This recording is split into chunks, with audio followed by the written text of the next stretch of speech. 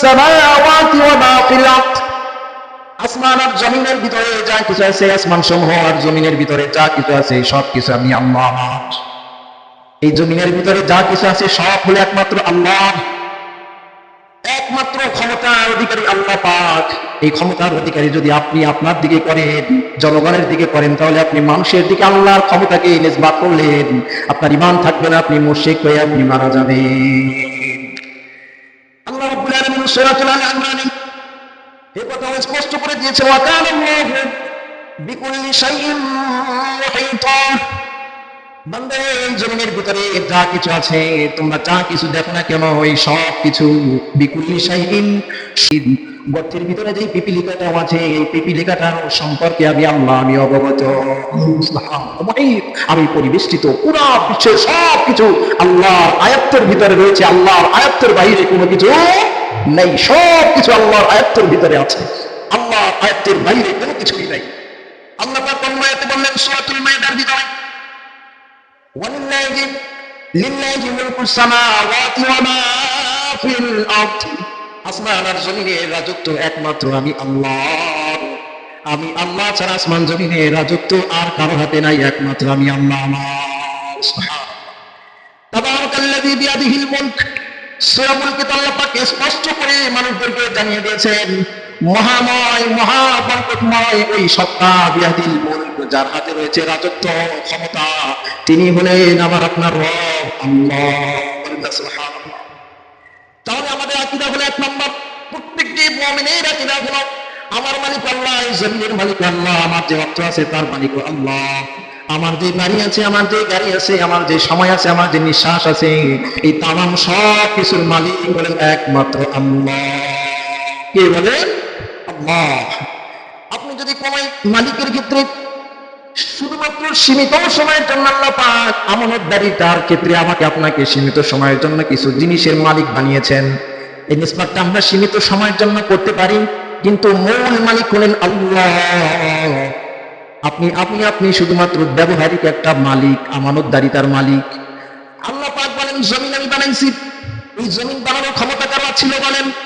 কেউ কে এক বিন্দু পরিমাণ মাটি বানাইতে পারবে? আল্লাহ পাক বলেন, এই জমিন আমি বানাইছি, এই আসমান বানাইছি, জমিন বানাইছি, সব কিছু আমি আল্লাহ পাক বানাইছি। বড় বড় নিদর্শনগুলো তোমরা কি দেখো না? আর আমার প্রতি ঈমান আনার জন্য কি তোমরা চেষ্টা করো না?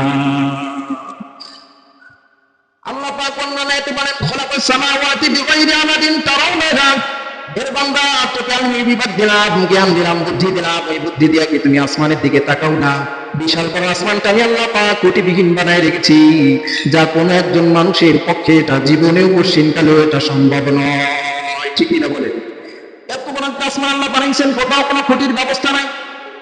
স্বাভাবিকভাবে দুনিয়াতে আমরা পাই, আমরা যদি একটি ঘর নির্মাণ করি তার জন্য কত খুঁটির প্রয়োজন হয়, কত কিছুই নাই প্রয়োজন হয়। আল্লাহ পাক বলেন, রে বান্দা, তোর উপরে যে এত বড় একটা আসমান আছে, জমিন আছে, আসমান আছে, ওই আসমানটা আমি আল্লাহ পাক কোটিবিহীন বানাইলাম, এরপর তুই আমার ক্ষমতা সম্পর্কে বুঝোস না। সুবহানাল্লাহ।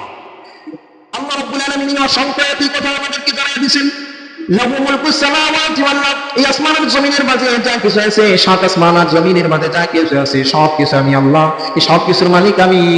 আমাকে আপনাকে আল্লাহ পাক শুধুমাত্র আমানতদারিতা দিয়ে কিছু সময়ের জন্য ক্ষণস্থায়ীভাবে মালিক বানিয়েছে। আমানত দিয়েছেন আল্লাহ আমাকে আপনাকে আল্লাহ পাক সন্তান দেয়, সন্তান দেওয়ার মালিক আল্লাহ। যদি কোনো মানুষ সন্তান দেওয়ার মালিক হতো, তাহলে হাজারো চেষ্টা করে তো অনেকজনে একটা সন্তান, একটা বাবা হতে পারে না, সন্তান আনতে পারে না।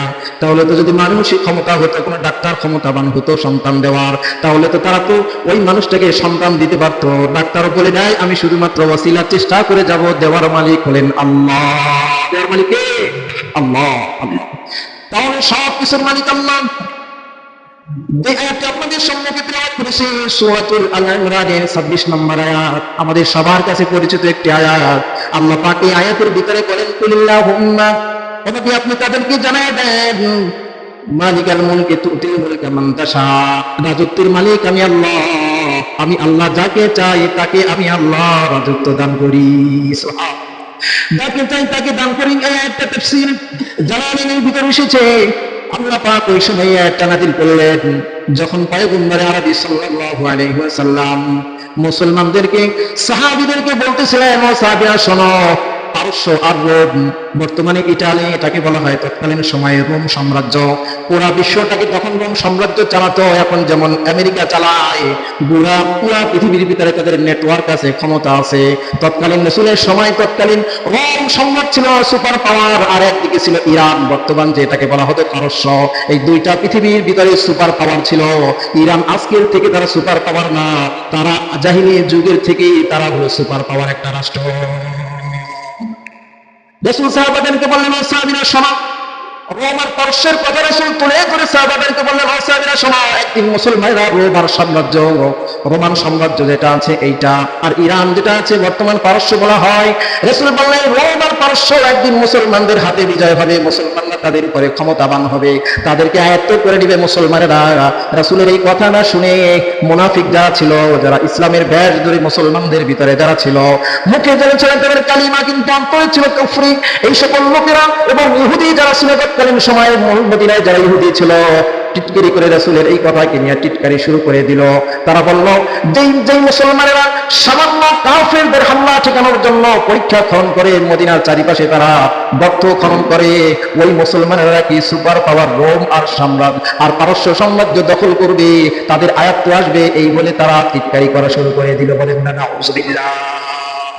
তারা টিটকারি করলো, মুসলমানরা সামান্য একটু মক্কার কাফেরদের সাথে যুদ্ধ করতে তারা পরীক্ষা খনন করে। মদিনার চতুর্পাশ দিয়ে রাসূল সাল্লাল্লাহু আলাইহি সাল্লাম পরীক্ষা খনন করেছিলেন, অনেক বড় খন্দক যুদ্ধ যেটাকে বলা হয়। মদিনার চতুর্পাশ দিয়ে রাসূল সাল্লাল্লাহু আলাইহি সাল্লাম সরাসরি যেন মদিনায় কাফেররা আক্রমণ না করতে পারে, এই জন্য রাসূল বড় একটা খাল খনন করেছিলেন মদিনার চতুর্পাশ দিয়ে, যাকে বলা হয় আহজাব।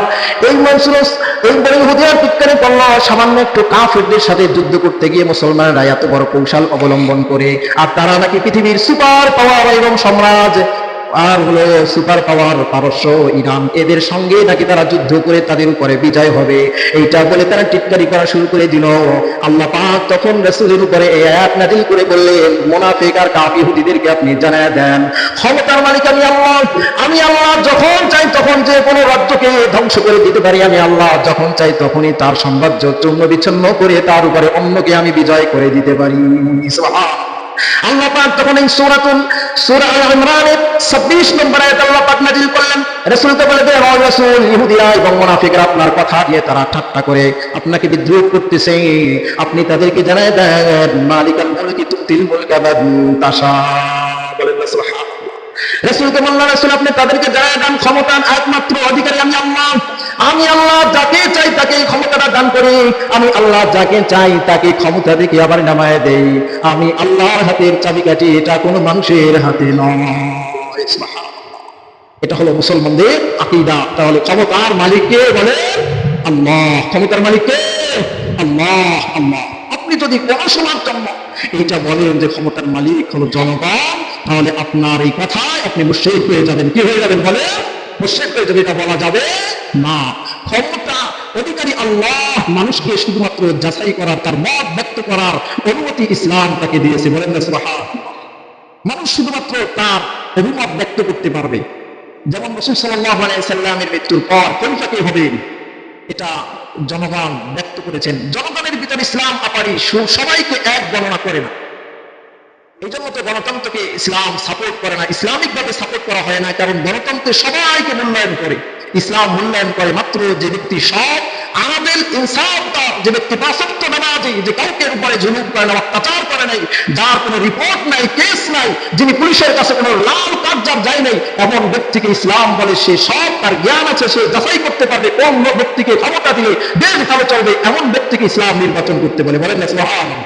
কেন গণতন্ত্র হারাম? বুঝছেন তো, গণতন্ত্র হারাম। গণতন্ত্র সবাইকে মূল্যায়ন করে, মানে হলো একজন মনে করেন সাপোর্ট পাবে, নাগরিক কার্ড আছে, আইডি কার্ড আছে, কিন্তু তিনি একজন মনে করেন ধরে নেন আপাতত একজন জেনাকর, প্রকাশ্যভাবে জেনা করে, সমাজে সবাই জানে, এরপরও সে নির্বাচনের সময় সে ভোট দিতে পারবে কি পারবে না? বলে পারবে। কিন্তু ইসলাম বলে না, সে ভোট দিতে পারবে না, কারণ সেটা একজন অন্যায়কারী। অন্যায়কারী ব্যক্তি আবার কি সাপোর্ট করবে? সে কাকে সাপোর্ট করবে? অন্যায়কারী তো অন্যায়কে বেশি সাপোর্ট করবে, ঠিক কিনা বলেন?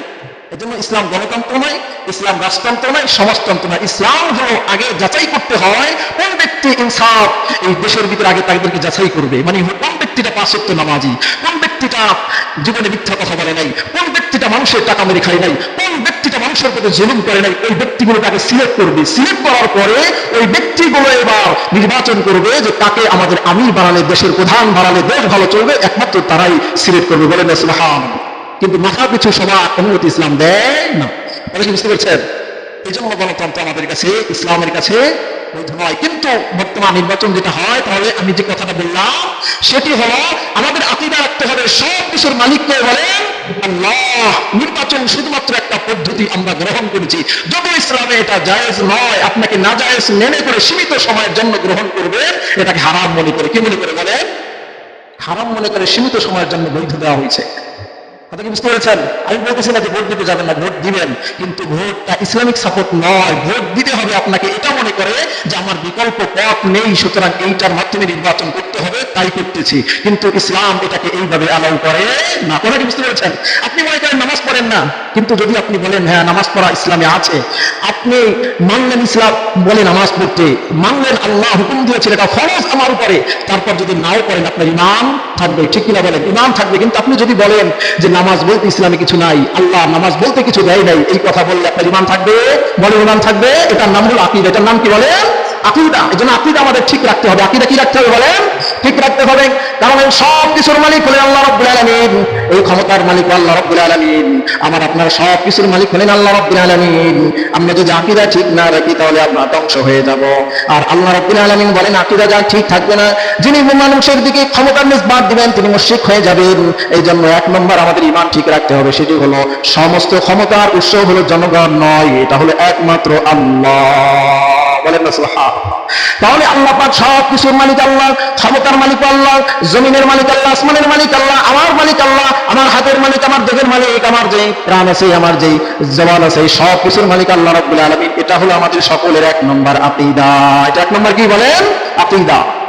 তাহলে আমি আপনি যদি এটা বলি তাহলে মুশরিক হয়ে যাব। আল্লাহ পাক রব্বুল আলামিন কোরআনের অসংখ্য আয়াতের কথা আমাদেরকে জানিয়ে দিয়েছে, শোনে বান্দা আমি তোমাকে সৃষ্টি করেছি, আমি তোমাকে বানিয়েছি। আল্লাহ পাক রব্বুল আলামিন অন্য আয়াতে বলেন, অন্য আয়াতে আল্লাহ পাক বলেন না মুলকুস সামাওয়াতি ওয়াল আরদ, আসমান আর জমিনের রাজত্ব আমি আল্লাহ আমার হাতে, তার হাতে, একমাত্র আর কোন মানুষের হাতে রাজত্বটা নাই। এটা বোঝার জন্য যদি আপনি আমাদের সময়টা হিসাব করেন, বর্তমান সময়ে যারা আছেন দেখেন কতটা বছর বলেন তো এই দেশের মানুষ তাদের মত প্রকাশ করতে পারে নাই, কিন্তু আল্লাহ তাকে রেখে দিয়েছিলেন। ঠিক কিনা বলেন? কিন্তু একটি রাতে ওই রাতেও সে জানতো না যে কালকের দিন তার ছেড়ে চলে যেতে হবে। ঠিক কিনা বলেন? জানতো সেও জানতো না যে তাকে ছেড়ে যেতে হবে, এই ক্ষমতার মসনদ ছেড়ে যেতে হবে। কারণ আল্লাহ বলছেন এটার মালিক আমি, আমার তোমার টাইম শেষ, আমি চাবি ঘুরাই দিব। আল্লাহ পাক তোমার একটা জিনিস দিয়ে চাবি মোড় দিয়েছেন, ক্ষমতা শেষ, সঙ্গে সঙ্গে উড়াল দিয়ে চলে গেছে। ঠিক কিনা বলেন? ক্ষমতার মালিক আল্লাহ। আল্লাহ তাহলে এই আকীদা আমাদের ঠিক রাখতে হবে। ইনশাআল্লাহ কেউ নাই গণতান্ত্রিক ভাবে যে ক্ষমতা প্রয়োগ করা হয়, হাজারো দেশের নজির আছে, মানুষ চাওয়ার পরেও তারপরে তারা ক্ষমতা পায় নাই। ঠিক কিনা বলে? হাজারো নজির আছে।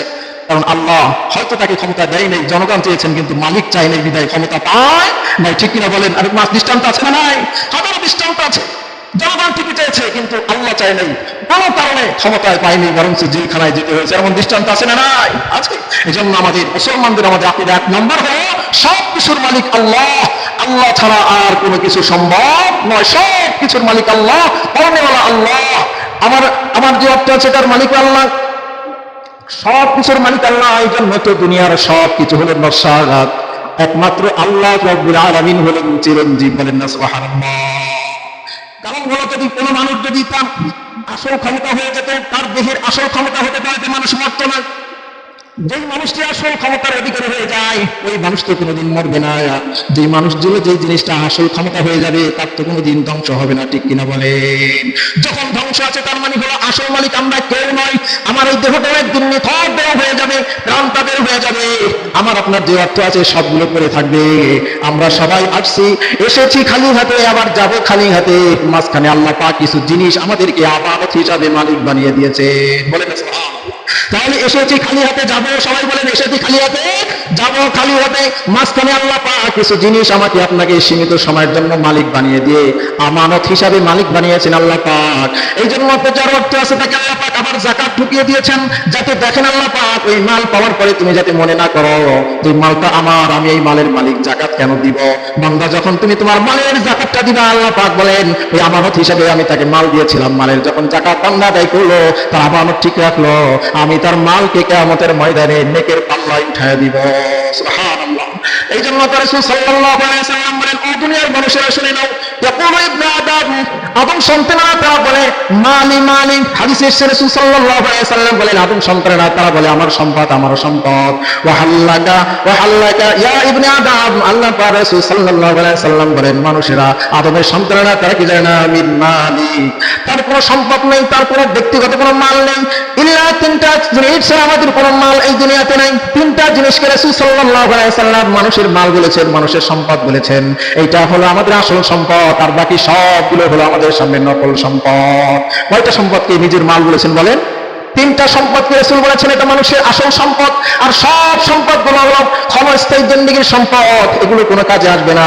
রাসূল তিনটা সম্পদের ভিতরে এক নম্বর বলে মা আকালতা ফাফনাইতা, মা আকালতা ফাফনাইতা, মানুষ যেটা সে ভক্ষণ করেছে এটা এক নম্বর, সে তার নিজের সম্পদ। আমি আপনি যেটা খেয়েছি আমার সম্পদ থেকে, ওই খাওয়ার সময় যদি এইটা মনে করি আমার এই খাবারের মাধ্যমে আমার শক্তি আসবে, আর শক্তির মাধ্যমে আমি আল্লাহর ইবাদত করব, আল্লাহ রাসূল বলেন এই খাবারটাও তার সদকা হিসাবে কিয়ামতের ময়দানে আল্লাহ সওয়াব দান করবে। সুবহানাল্লাহ। বলেন আমি আপনি যদি খাবারটা খাই কেন? সুস্থ থাকবে এই জন্য নিয়াত, না নিয়াত কি বলেন? আমার শরীর ঠিক থাকবে, আমি আল্লাহর কি করবো বলেন? ইবাদত করবো। ইবাদতের উদ্দেশ্যে যদি খাই এই খাবারটাও কিয়ামতের ময়দানে সদকার সওয়াব আল্লাহ পাক দান করবেন। বলেন সুবহানাল্লাহ। এই জন্য তো পয়গম্বর বললেন তিনটা মাল হলো মানুষের আসল সম্পদ, আর বাকি সবগুলো হলো ক্ষণস্থায়ী সম্পদ। ক্ষণস্থায়ী ভাবে মানুষ এগুলোর মাত্র তার মালিক হয়েছে, কিন্তু কোনো উপকার আসবে না। তিনটা সম্পদ তার স্থায়ী ভাবে সম্পদ হয়ে যাবে, মানে তার উপকারে এসে তিনি জান্নাতে সম্পদের মাধ্যমে মালিক হবে। সুবহানাল্লাহ। এক নম্বর তাহলে আমি আপনি যেটা ভক্ষণ করেছে এটাকে বলেছে রাসূল কি সম্পদ বলেন? আসল সম্পদ। এটা কি সম্পদ? আসল সম্পদ। কারণ আমার আপনার কাজে লেগেছে, মানে দেহের ভিতরে গিয়েছে, দেহে মজবুত হয়েছে আমার শরীর, আর সেই শরীর নিয়ে যখন মালিকের সেজদা দিয়েছে আল্লাহ বলছে ওই খাবারটা আমি বিনা হিসাবে যাইতে দিব না, ওই খাবারটা আমি কিয়ামতের ময়দানে সদকার সওয়াব হিসাবে উঠাই দেব। বলেন না সুবহানাল্লাহ। তাহলে এক নম্বর হলো খাবার যেটা আমরা গ্রহণ করেছি। দুই নম্বরে হলো রাসূল সাল্লাল্লাহু আলাইহি ওয়াসাল্লাম বলেন আও লাবিস্তা ফাবলাইতা, বান্দা যেটা পরিধান করে কুরআন করে ফেলেছে এই জিনিসটাও আল্লাহ পাক বলেন এটা তার নিজের সম্পদ। সুবহানাল্লাহ। বলেন তো শরীর ঢাকা কি বলেন? সতর ঢাকা কি? এটা ফরজ। সতর ঢাকা কি বলেন? ফরজ। নারী হোক পুরুষ হোক তার সতর আছে, এটা ঢাকা ফরজ। আপনি যখন পোশাক পরেছেন আপনার নিয়ত হলো আল্লাহ পাক পুরুষের জন্য সতর দিয়েছেন, নারীর জন্য কি দিয়েছেন বলেন? সতর দিয়েছেন। আপনি চিন্তা করেছেন আল্লাহ পাক সতর দিয়েছেন, আল্লাহর ফরজ বিধান হলো সতর ঢেকে রাখা, এই জন্য আমি পোশাক পরিধান করেছি। কি পরিধান করেছি? পোশাক পরিধান করেছি। আর কারণ আল্লাহ পাক পুরুষের জন্য সতর ঢাকা ফরজ, নারীর জন্য ফরজ, ওই ফরজ বিধান পালনের জন্য আমি পোশাক পরেছি। আর অতিরিক্ত যেটা আছে এটা হলো সুন্নাত হিসাবে রাসূল সাল্লাল্লাহু আলাইহি ওয়াসাল্লাম সর্বদাই তার বডিকে ঢেকে রাখতেন। বলেন সুবহানাল্লাহ। তাহলে আপনি সুন্নাতে নিয়াত করবেন শরীর ঢেকে রাখা, আবার সতর ঢেকে রাখা ফরজ নিয়াত করলেন, ওই কাপড়টা আল্লাহ পাক বলেন ওই কাপড়ের জন্য যে অর্থটা বান্দা খরচ করলো এই সবগুলো আমি কিয়ামতের ময়দানে সদকার সওয়াব হিসাবে তার আমলনামায় উঠায় দিব। সুবহানাল্লাহ। তাহলে যেটা আমি আপনি পরিধান করেছি রাসূল বলেন এটাও বান্দা নিজস্ব সম্পদ, এটাও কি বলেন? নিজস্ব সম্পদ। তাহলে আমি যেটা খেয়েছি, যেটা পরিধান করেছি রাসূল এটাকে নিজের সম্পদ বলেছেন। আর একটা সম্পদকে রাসূল নিজের সম্পদ বলেছেন, সেটি হলো আও তাসাদদাকতা ফাদাসলাইতা, বান্দা যেটা সেই আল্লাহর রাস্তায় খরচ করেছে, খরচ করে পরকালে জমা রেখেছে, এটাও হলো তার নিজস্ব সম্পদ। সুবহানাল্লাহ। তাহলে কয়টা সম্পদ নিজের বলেন? যেটা আমি খেয়েছি, পরিধান করেছি, আল্লাহর রাস্তায় খরচ করে দ্বীন প্রতিষ্ঠার জন্য, মসজিদ মাদ্রাসা অথবা দ্বীনের আঞ্জাম মানুষের উপকার করার জন্য সবের নিয়ত যে কাজগুলো আমরা করি সদকায়ে জারিয়া হিসাবে, রাসূল বলেন এই সম্পদটা বান্দার নিজস্ব সম্পদ। কিয়ামতের ময়দানে এই সম্পদের বিনিময়ে সে জান্নাতের মালিক হয়ে যাবে। বলেন সুবহানাল্লাহ। এগুলো হলো বান্দার নিজের সম্পদ। আর সব কিছু ধ্বংস হয়ে যাবে, কোনো কিছু থাকবে না, সব শেষ হয়ে যাবে, কিন্তু এই সম্পদের সবগুলো আপনার আমলনামায় জারি থেকে যাবে। সুবহানাল্লাহ। রাসূল সাল্লাল্লাহু আলাইহি ওয়াসাল্লাম হাদিসে বলেন সব এই জমিনকে আল্লাহ ইন্নাল্লাহা ইয়াবুক ইন্নাল্লাহা ইয়াকবিতুল আরদা ইয়াওমাল কিয়ামাহ। কিয়ামতের দিন আল্লাহ পাক রব্বুল আলামিন জমিনকে তার মুষ্টির ভিতরে নিয়ে আসবেন। আল্লাহ পাকের কাছে সবকিছুই সম্ভব।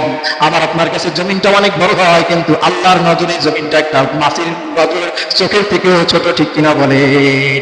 আল্লাহ পাক কিয়ামতের ময়দানে এই জমিনটাকে হাতের মুঠোর ভিতরে নিয়ে আসবেন।